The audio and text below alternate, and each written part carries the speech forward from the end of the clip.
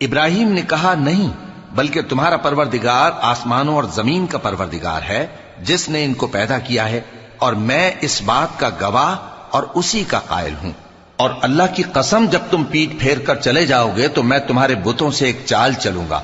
پھر ان کو توڑ کر ریزہ ریزہ کر دیا، مگر ایک بڑے بت کو نہ توڑا تاکہ وہ اس کی طرف رجوع کریں۔ کہنے لگے کہ ہمارے معبودوں کے ساتھ یہ معاملہ کس نے کیا؟ وہ تو کوئی ظالم ہے۔ لوگوں نے کہا کہ ہم نے ایک جوان کو ان کا ذکر کرتے ہوئے سنا ہے، اسے ابراہیم کہتے ہیں۔ وہ بولے کہ اسے لوگوں کے سامنے لاؤ تاکہ وہ گواہ رہیں۔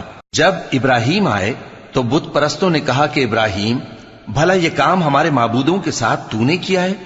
ابراہیم نے کہا بلکہ یہ ان بڑے بت نے کیا ہوگا، اگر یہ بولتے ہوں تو ان سے پوچھ لو۔ انہوں نے اپنے دل میں غور کیا تو آپس میں کہنے لگے بے شک تم ہی بے انصاف ہو۔ پھر شرمندہ ہو کر